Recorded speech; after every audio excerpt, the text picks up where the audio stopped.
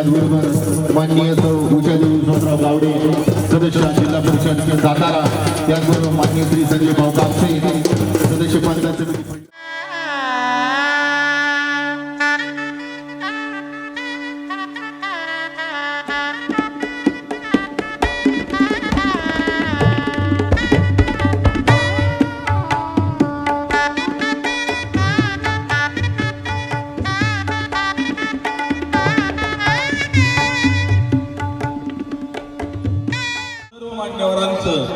ग्रामस्थ आणि साठी शाळेतील सर्व विद्यार्थी, शिक्षक, शाळा व्यवस्थापन समिती आणि ग्रामस्थ यांच्यातर्फे सहर्ष स्वागत करण्यात येत आहे. कृपया मान्यवरांना विनंती आहे की आपण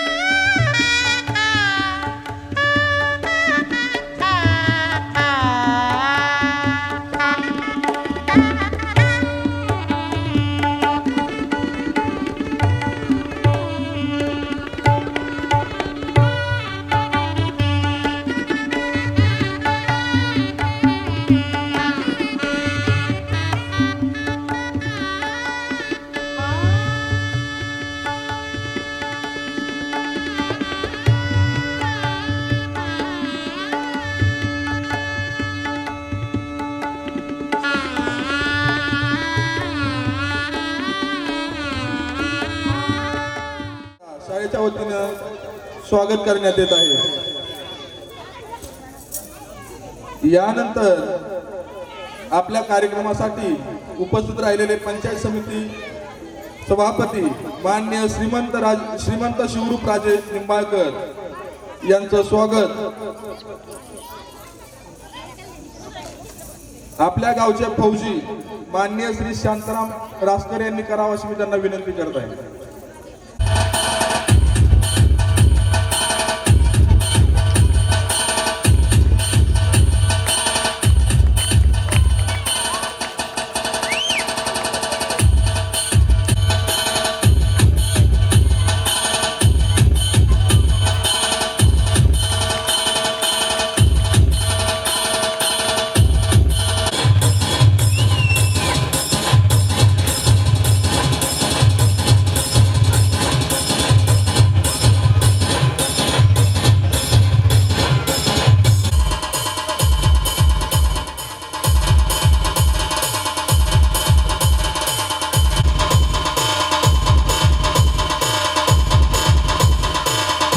सुखदुःखात सामील होणारे आपली माणसं मान्य श्री रुपेश मेंढे पाटील यांचा या ठिकाणी सन्मान होता. श्री सुनील मेंढे पाटील अध्यक्ष शाळा व्यवस्थापन समिती मेंढवस्ती यांचं या ठिकाणी स्वागत होत आहे.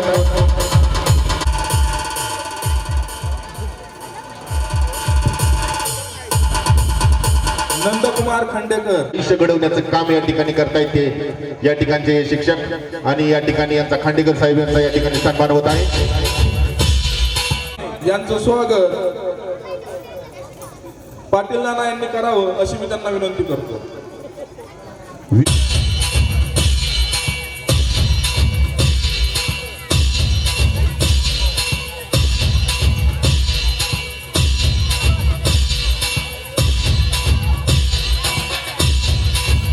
जिल्हा परिषद रामदास गावडे यांचं स्वागत ग्रामपंचायत सदस्य दादा चव्हाण यांनी करावं अशी मी त्यांना विनंती करतो. आले जरी किती दुःख खचून होत आहे.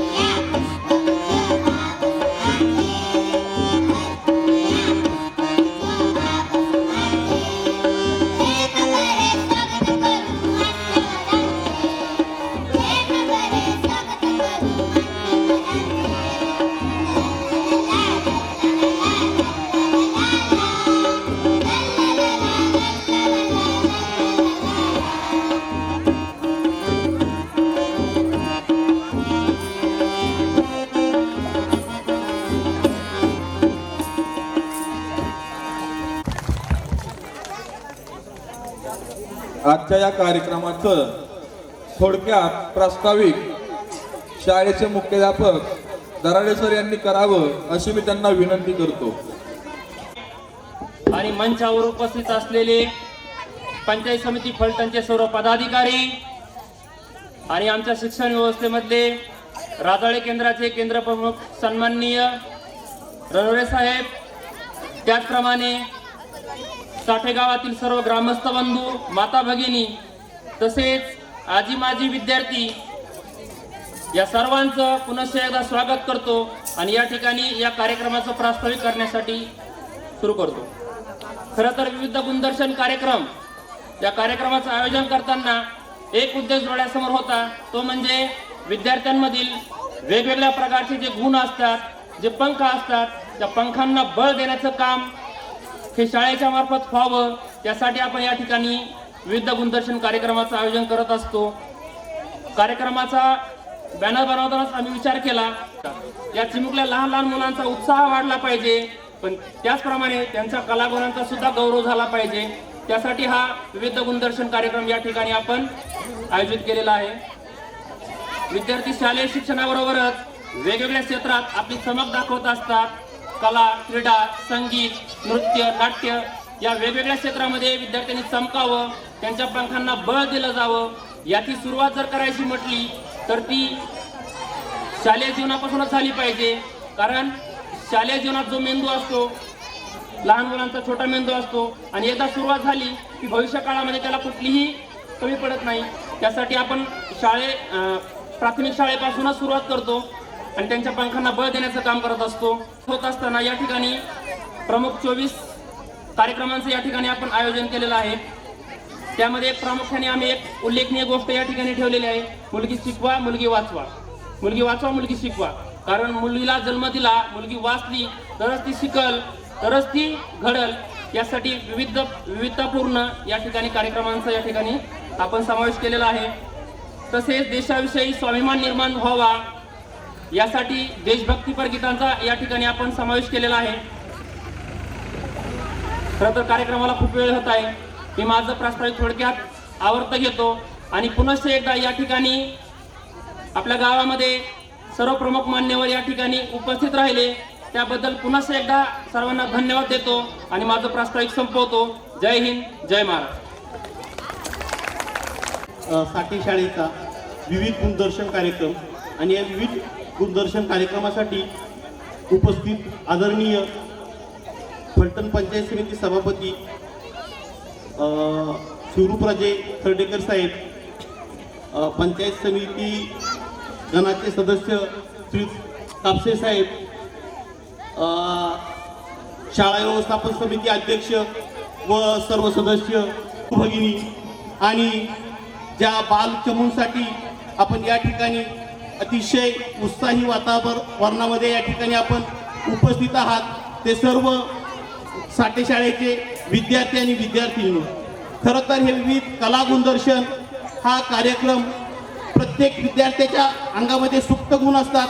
हे सुप्त गुण कदाचित या कार्यक्रमामधून आपल्या पालकांनाही दिसतील आणि त्याच्यानंतर आपल्या पालकाला सुद्धा आपला बाल्य शाळेबरोबर कोणकोणत्या गोष्टीमध्ये निपुण आहे हे समजून येईल आणि त्याच्यानुसार हे जे सुप्त गुण आहेत हे सुप्त गुण विद्यार्थ्याचे निश्चितच बाहेर येतील आणि सगळ्यांना समजतील.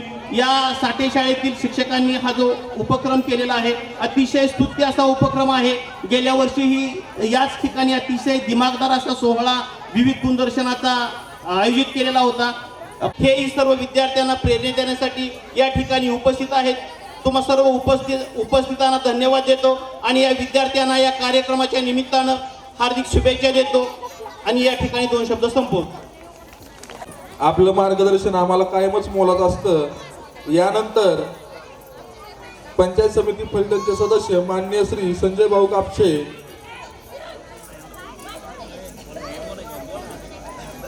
के निशान बन जाए, मान्य श्री संजय भाऊ कापसे सदस्य पंचायत समिती फलटण या ठिकाणी आपलं मार्गदर्शन करताना. आजच्या या साठे विविध अशा शालेय उपक्रमाचं शालेय उपक्रमाचं हे दुसरं वर्ष आणि या सुंदरशा कार्यक्रमासाठी आपल्या पंचायत समितीचे विद्यमान आणि भूतपूर्व सभापती आमचे मार्गदर्शक शिवरूपराजे खर्डेकर, या पूर्व भागातील जिल्हा परिषदेच्या सदस्या उषाताई, या गावचे प्रथम नागरिक सरपंच आणि या गावातील ज्येष्ठ मार्गदर्शक आणि माजी सोसायटीचे चेअरमन आप्पासाहेब मेन, बाळासाहेबांना ढाकाळकर, आमचे मित्र आणि माजी सरपंच बाह्या कदम, रुपेश मिंड माजी उपसरपंच, मिंड वस्तीचे व्यवस्थापन शालेय व्यवस्थापन कमिटीचे अध्यक्ष सुनील मिंड, आणि ते करून सुद्धा हे सांस्कृतिक कार्यक्रम घेणं आणि मुलांना प्रोत्साहित करणं खरं तर अवघड काम या शिक्षकांनी, आणि बॅलन्स सांभाळणं हे सगळं अवघड काम या मंडळींनी सोपं करून ठेवले. या शिक्षकांचंही मी अभिनंदन करतो. आणि खरं तर बारामतीसारख्या ठिकाणी राहतात आणि आपल्या फलटण तालुक्यात मिंड वस्तीसारख्या किंवा साठे गावात त्यांचं एक चांगलं असं काम मी बरेच वेळा बघतो. तुम्हाला थोडंसं पंचायत समितीच्या माध्यमातून मी अनुदान दिलं आणि त्यातून थोडंसं काम झालेलं आहे. भविष्यात शिवरूपराजे आपल्याला पुढल्या वर्षी ज्यावेळेस आपण येऊ तिथं त्यावेळेस आम्ही चेअरमन साहेब, तुमचा जो रस्ता आहे भैया, आता तुमचा पाठपुरावा आहे, गावातील सगळ्याच लोकांचा पाठपुरावा आहे आणि त्या रस्त्याची दुरावस्था थोड्या दिवसात संपणार आहे. कारण पाठीमागं आपण प्रत्येक वेळेस म्हणतो की ती कधी संपणार, पण आता ती वर्क ऑर्डर आणि सगळ्या गोष्टी झालेल्या आहेत. टेंडर प्रोसेसला ती रस्त्याची भूमिका आहे आणि ते करतात आणि जगावर तर इतरांसाठी, स्वतःसाठी तर सगळेच जगतात. इतरांसाठी जगणारी सर्व आपले मान्यवर, या सर्वांचं पुन्हा एकदा शाळेच्या वतीने धन्यवाद. यानंतर आपण सर्वजण ज्यांच्या मोलाच्या मार्गदर्शनाचं आणि मनोगताचं उत्स्फूर्तपणे वाट पाहत आहोत असे आपले मान्य श्रीमंत शिवरूपराजे यांनी आपलं मनोगत व्यक्त करावं असं आपण त्यांना विनंती करू.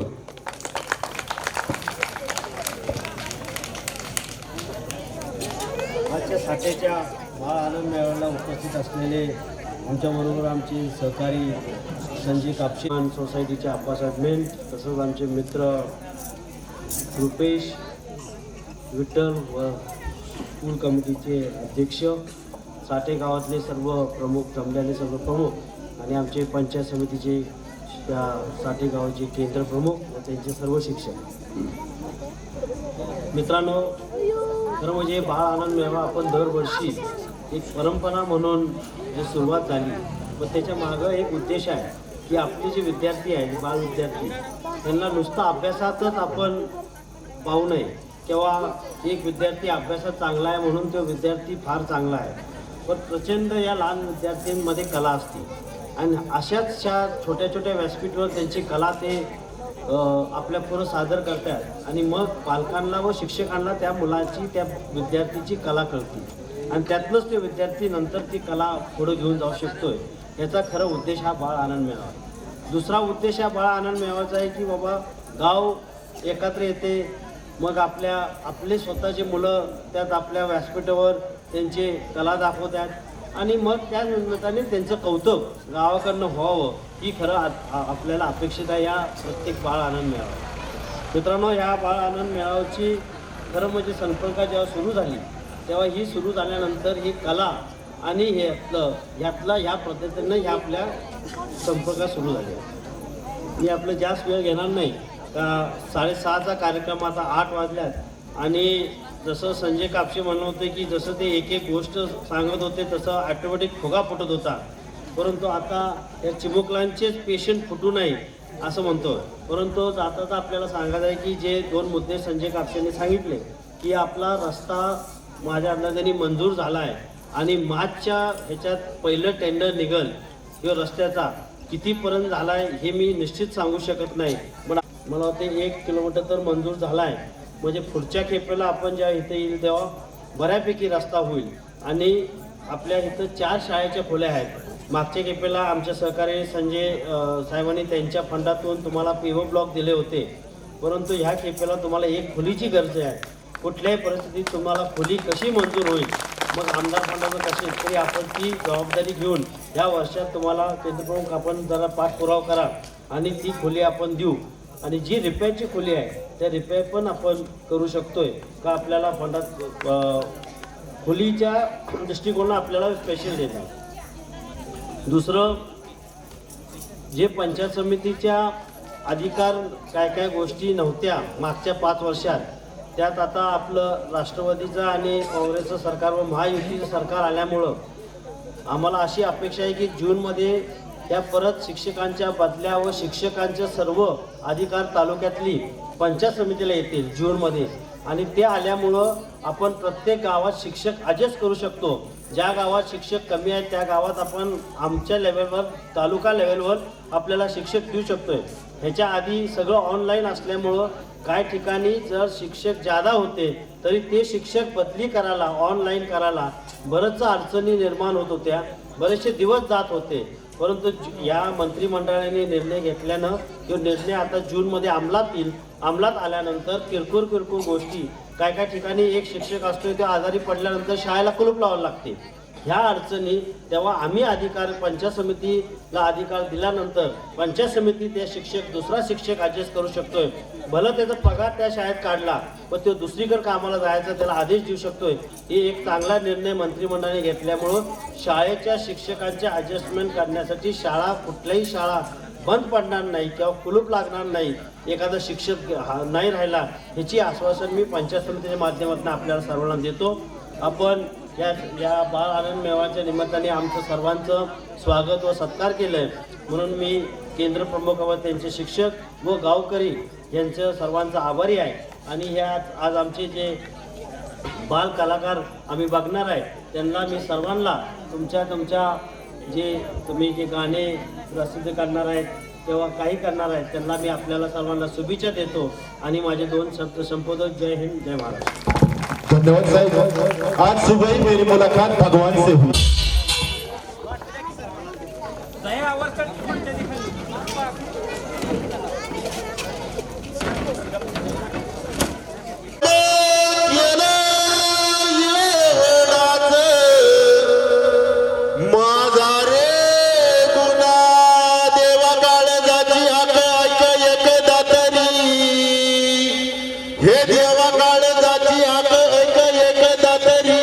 हे आर पार काळ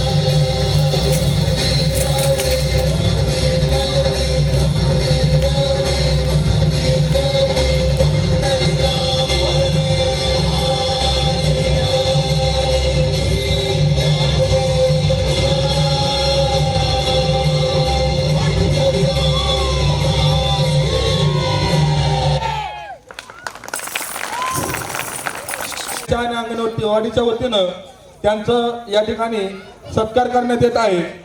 तरी त्यांना विनंती आहे की त्यांचा सत्कार स्वीकारण्यासाठी त्यांनी उपस्थित राहावं.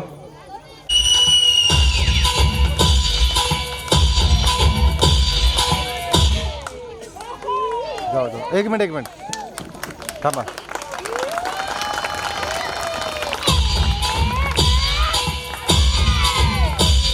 सन्मान होत आहे. आपल्या फलटण पंचायत समितीचे सभापती मान्य शिवरूपराजे साहेब यांच्या हस्ते हा सन्मान या ठिकाणी संपन्न होत आहे.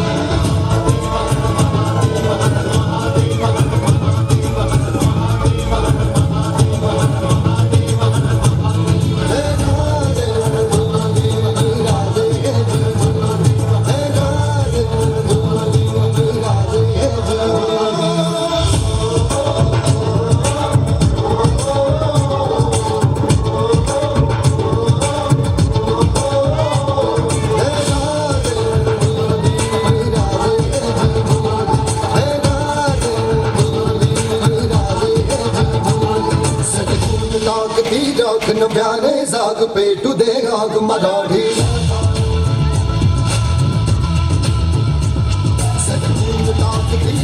नव्याने जाग पेटू दे आग मराठी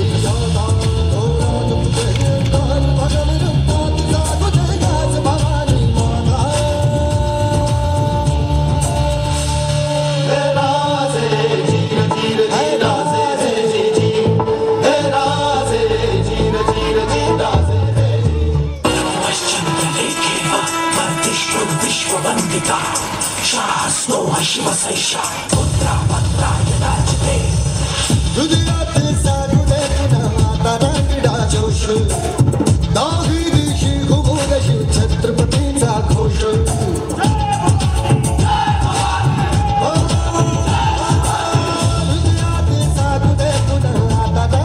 जोश दाही दिशी घुमू दे छत्रपतीचा घोष लढल्या संग्राम आज हा हळदल्या मनगटी हवा हरल्या सुमारी शत्रूचा जन्म ते पुन्हा आता हे राजे जीर जीर जी राजे हे जी जी हे राजे जीर जीर जी राजे हे जा.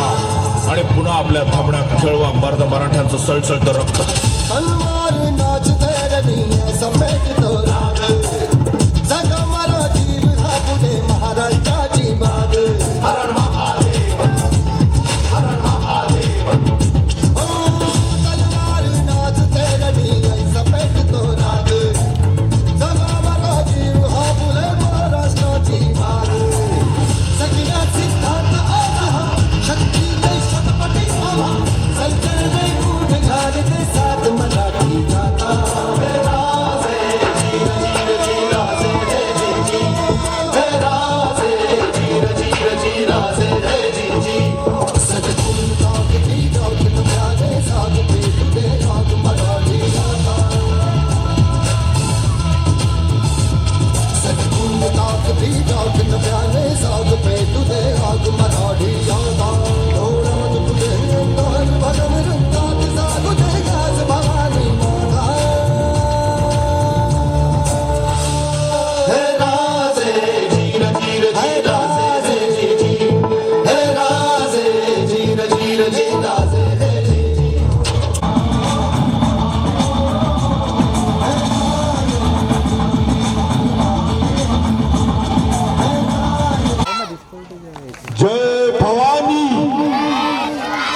यांच्याकडून सुद्धा 1000 रुपयाची देणगी या ठिकाणी जाहीर झालेली आहे आपल्याला सर्वांचं आभार.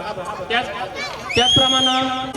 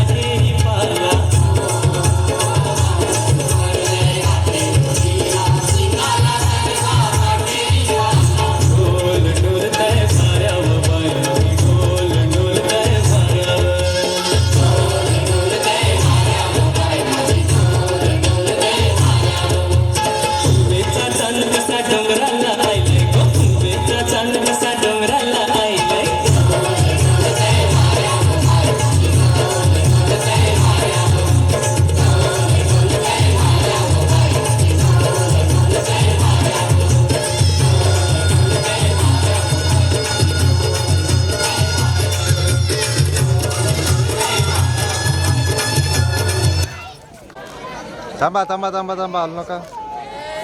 एक मिनिट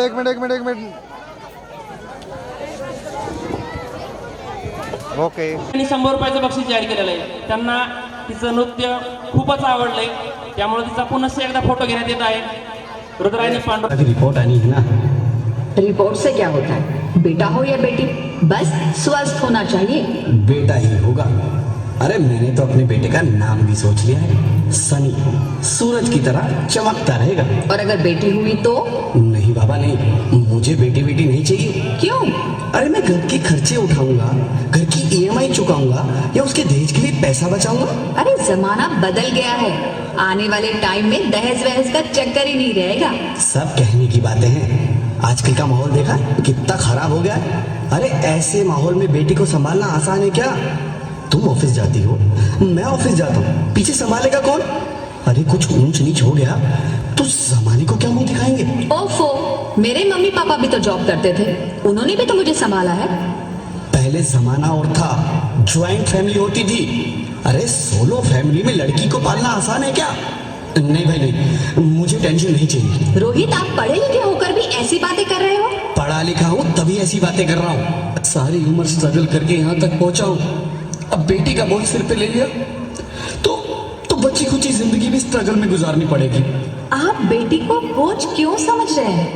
आजकल लड़का लड़की में फर्क ही क्या है. फर्क है, लड़का लड़का होता है और लड़की लड़की. लड़का वंश बढ़ाता है और लड़की टेंशन.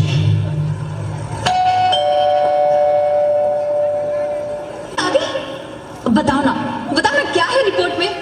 वही जिसका डर था. तुम्हारे पेट में बेटी है.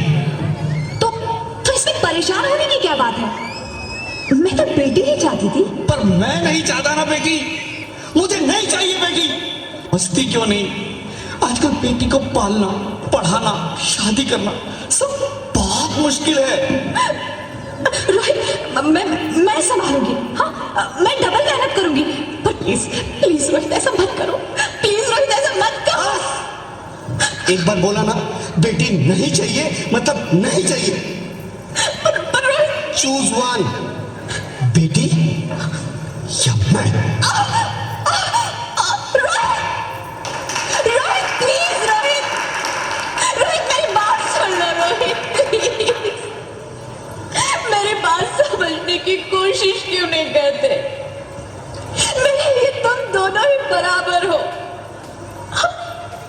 अब मैं किसी एक को कैसे चुन सकती हूँ. रोहित,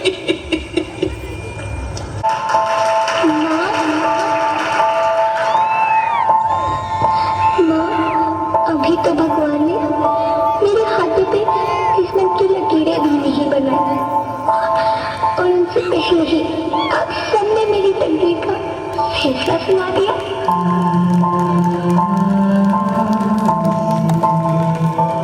माँ, मुझे जी लेने दो. अपनी कसम, मैं आपको कभी तंग नहीं करूंगी. जब खाना खाने के बाद आपसे मीठा खा रही होंगी तो मैं रसोई में जाके सारे बर्तन साफ कर दिया करूँगी. माँ, मेरी स्कूल फीस की चिंता मत करना. मैं भैया की किताबों से अपने आप ही पढ़ लिख जाऊँगी. और हाँ, पापा से कहना मेरे दहेज की चिंता ना करें. मैं आपके साथ रहकर आपके बुढ़ापे का सहारा बनूंगी.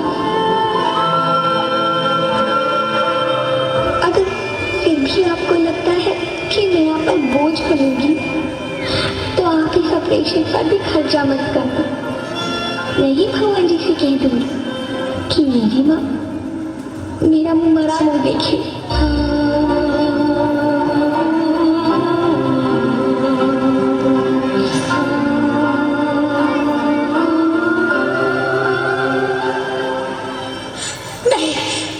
नहीं मेरी बच्ची, नहीं, ऐसा मत बोल.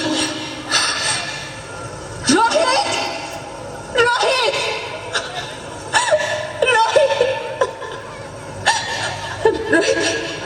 रोहित प्लीज, मैं ऐसा नहीं कर सकती.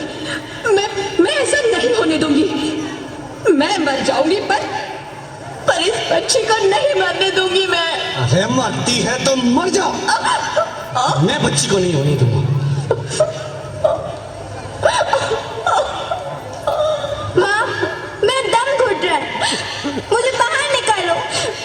पगली, बाहर आकर भी क्या करेगी तू? ये दुनिया तेरे लायक नहीं है। माँ, मैं आपको देखना चाहती हूँ, पापा को देखना चाहती हूँ, भगवान की बनाई इस खूबसूरत दुनिया को देखना चाहती हूँ। अब ये दुनिया इतनी खूबसूरत नहीं रही मेरी बेटी। बाहर आकर तुम किसके साथ खेलेगी? क्योंकि यहाँ रोज हजारों लड़कियां पेट में ही मार दी जाती है, और जो बच जाती है वो भी आजाद कहाँ है? बाहर आओगी तो मेरी तरह धक्के खाओगी। पर माँ, अंदर मुझे बहुत डर लगा। बाहर इससे भी ज्यादा डरावना है मेरी बच्ची। बाहर बहुत डरावना है। ऐसे डर में जीने से तो अच्छा है तू बाहर ही मत आ मेरी बच्ची। तू बाहर ही मत आ, मत आ, मत आ, मत आ, मत आ, तू बाहर ही मत आ। अंगना में उतरे जैसे धूप की चिड़िया, तेरा गुड़िया साथी न संगी कोई, सखी न सहेली, किन संग खेलेगी तू लाडो अकेली। हाँ, बंद है कि बढ़िया खिड़की पे सागर, हजारों पर तू ना आना इस देश मेरी, आना इस देश मेरी। ज्योति, ज्योति, क्या हुआ ज्योति, क्या हुआ? अरे कुछ तो बोलो Jyoti. Hello hello doctor, please come fast please. Jyoti, Jyoti कुछ तो बोलो। अरे ज्योति कुछ तो बोलो, कुछ तो बोलो ज्योति, कुछ तो बोलो।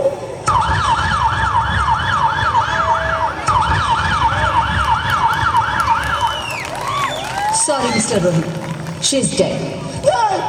नहीं ज्योति, नहीं ज्योति, तुम ऐसा नहीं कर सकती, तुम मुझे छोड़ के नहीं जा सकती। अरे मुझे बेटा नहीं चाहिए, मुझे तुम चाहिए, मुझे तुम चाहिए। ज्योति, ज्योति तुम मुझे छोड़ के नहीं जा सकती, नहीं जा सकती, मुझे छोड़ के नहीं जा सकती, तुम मुझे छोड़ के नहीं जा सकती। भगवान, ये तूने मुझे इतनी बड़ी सजा क्यों दे दी? अरे मुझे बेटा नहीं देना था तो ना देता, मेरी ज्योति को क्यों छीन लिया? मेरी ज्योति को क्यों छीन लिया? मेरी ज्योति को क्यों छीन लिया?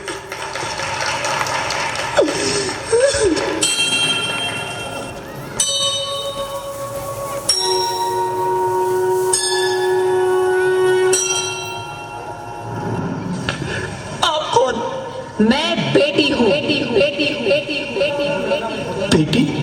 मैं ही दुर्गा हूँ, मैं ही काली, मैं ही शीतला भी हूँ और मैं ज्वाला भी, मैं ही पार्वती हूँ और मैं ही संतोषी, और मैं ही हूँ अन्नपूर्णा। आप हो? हाँ, ब्रह्मा जी ने हम सबको मिलाकर ही बेटी को बनाया ताकि मैं लक्ष्मी बनकर तुम्हें शक्ति दूं, काली बनकर तुम्हारे दुखों का नाश करूं, शीतला बनकर तुम्हारे जीवन में शांति लाऊं, ज्वाला बनकर तुम्हारे जीवन में रोशनी लाऊं, और अन्नपूर्णा बनकर तुम्हारी जिंदगी को खुशहाल बनाऊं। और तुमने हमारी जिंदगी को कोख में ही खत्म कर दिया। हमारा कसूर क्या था? अरे हम तो तुम्हें कुछ देने ही आ रहे थे, क्योंकि तुम ही हमारे मंदिरों में आते हो, झोली फैलाते हो, और तुम ही कोख में हमारी कब्र बनाते हो। तुम जैसे जैसे लोगों को हमारे मंदिरों में आने का कोई हक नहीं है, जो मंदिर में आकर चुनरी उड़ाते हैं और कोक में ही हमारी बलि चढ़ाते हैं। हम तुम जैसे लोगों के घर अब कभी नहीं आएंगी, कभी तुम जैसे लोगों पर खुशियां नहीं बरसाएंगी, कभी नहीं। मुझे माफ कर दो, मैं डर गया था। मैं आजकल के हालात देख के डर गया था।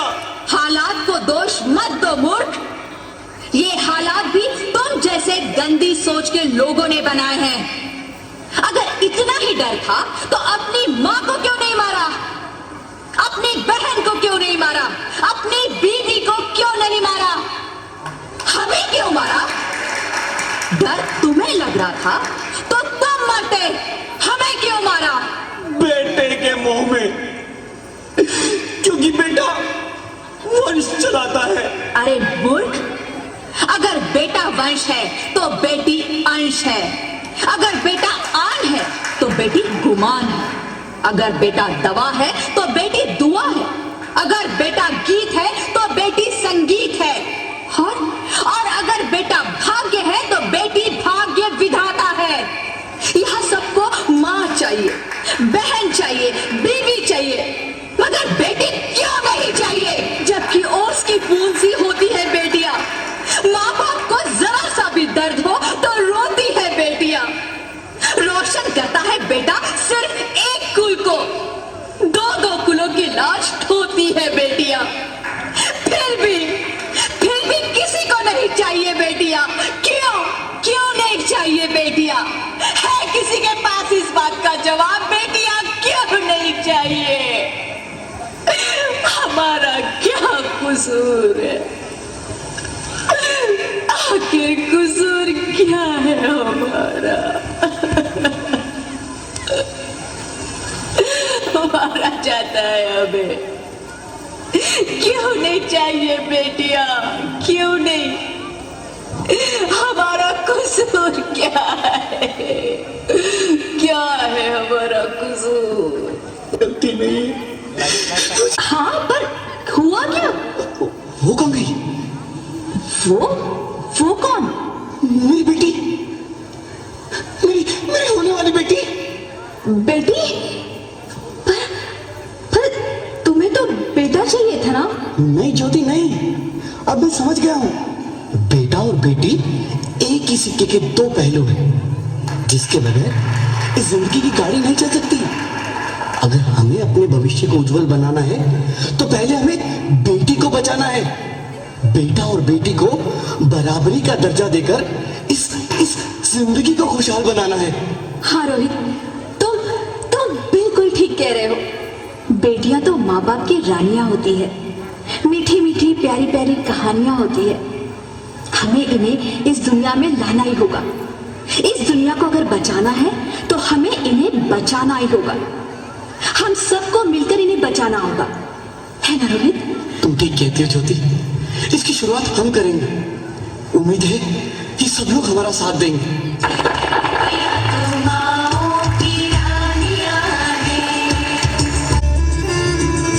सबके दिल की सारे घर की ये रानियां हैं।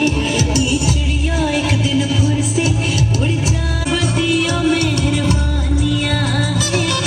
ये बेटियां तो बाबुल की रानियां।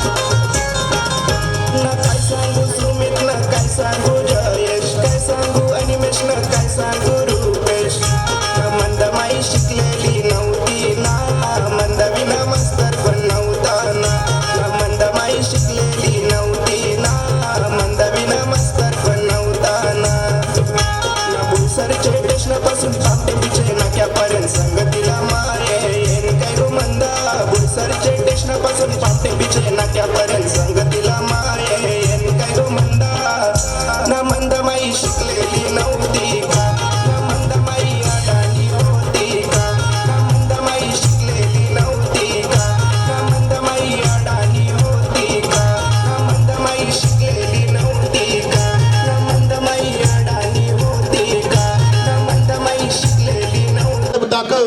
मग मंदाबाईनं ते पत्र दाखवलं. मंदाबाईनं लिहिलं होतं फक्त त्याच्यामध्ये पूर्ण विराम द्यायला. मंदाबाई विसरलेली होती आणि पूर्ण विराम न दिल्या